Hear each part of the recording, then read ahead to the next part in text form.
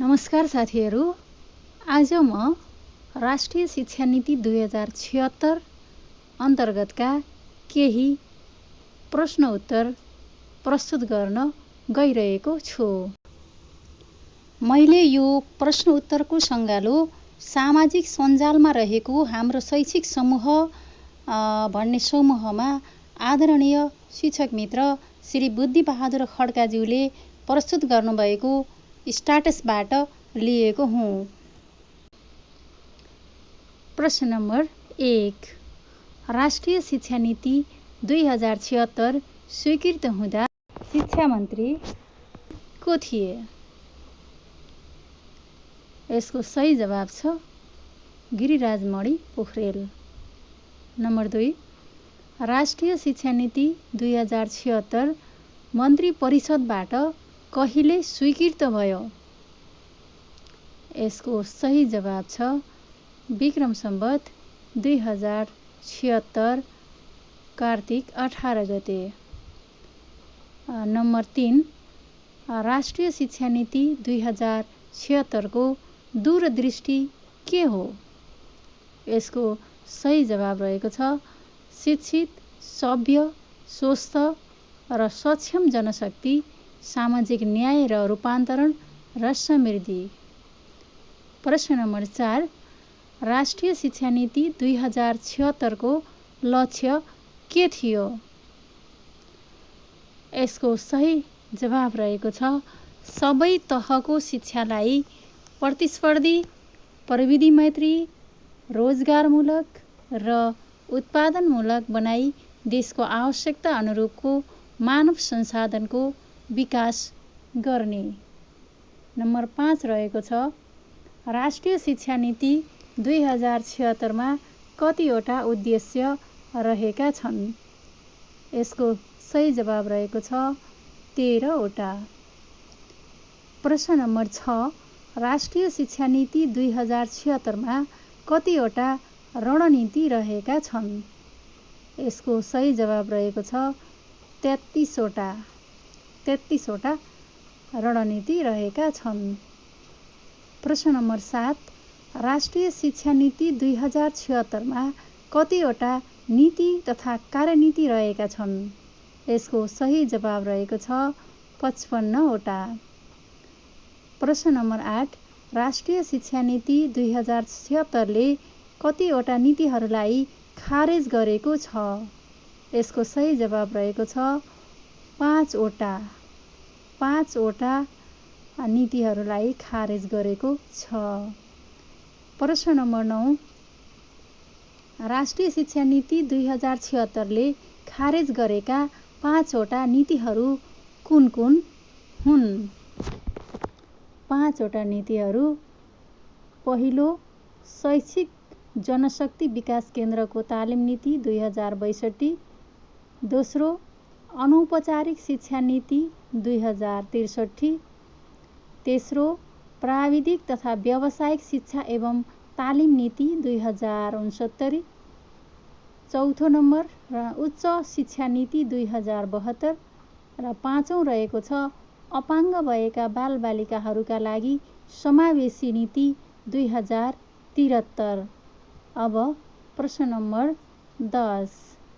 राष्ट्रिय शिक्षा नीति अनुसार माथिका सबै 5 वटा खारेज गरिएका नीतिहरूको काम अब कुन नीति बमोजिम भए गरेको मानिनेछ?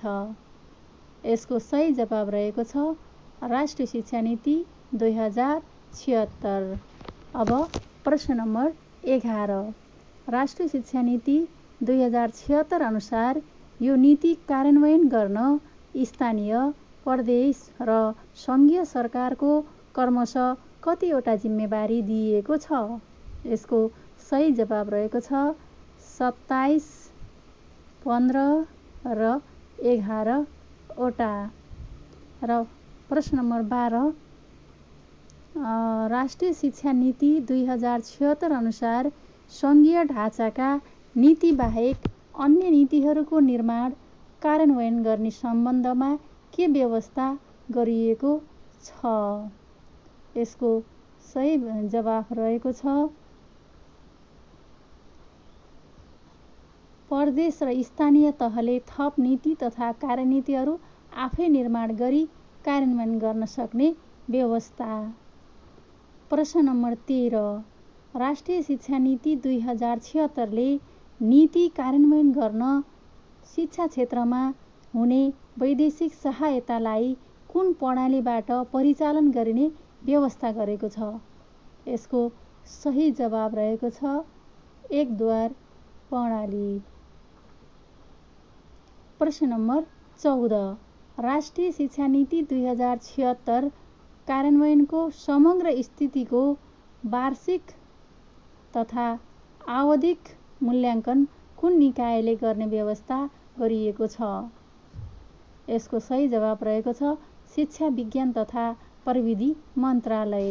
अब प्रश्न नम्बर 15 राष्ट्रिय शिक्षा नीति 2076 कार्यान्वयनको अनुगमन गर्ने मुख्य जिम्मेवारी कसको हुनेछ? यसको सही जवाब रहेको छ राष्ट्रिय शिक्षा परिषद। प्रश्न नम्बर 16 राष्ट्रिय शिक्षा नीति 2076लाई कति वर्षमा कार्यान्वयनको समीक्षा गरिनेछ? यसको जवाफ रहेको छ प्रत्येक वर्षमा यसको कार्यान्वयनको समीक्षा गरिनेछ। प्रश्न नम्बर 17 राष्ट्रिय शिक्षा नीति 2076लाई कति वर्षपछि पूर्णावधि मूल्याङ्कन गरिने भनिएको छ? 10 वर्षपछि पूर्णावधि मूल्याङ्कन गरिने भनिएको छ। 18 नम्बर राष्ट्रिय शिक्षा नीति 2076ले कुन तहको शिक्षामा विज्ञान, प्रविधि, इन्जिनियरिङ र गणित शिक्षालाई पाठ्यक्रमको अभिन्न अङ्ग बनाउने रणनीति लिएको छ? यसको सही जवाब रहेको छ सबै तहमा। अब 19 नम्बर रहेको छ राष्ट्रिय शिक्षा नीति 2076ले माध्यमिक शिक्षामा विज्ञान तथा प्रविधि शिक्षाको अवसर प्रदान गर्न कस्तो विद्यालय स्थापना गर्ने कार्यनीति लिएको छ? यसको जवाफ रहेको छ राष्ट्रिय विज्ञान विद्यालय। राष्ट्रिय विज्ञान विद्यालय। प्रश्न नम्बर 20 राष्ट्रिय शिक्षा नीति 2076ले कतिवटा स्थानीय तहमा प्राविधिक तथा व्यावसायिक शिक्षा र सिप प्रदायक संस्था स्थापना गर्ने कार्यनीति लिएको छ? यसको सही जवाब रहेको छ सबै स्थानीय तहमा। धन्यवाद। अम्बिका कँडेल, शिक्षक श्री देवदह मावि, रूपन्देही।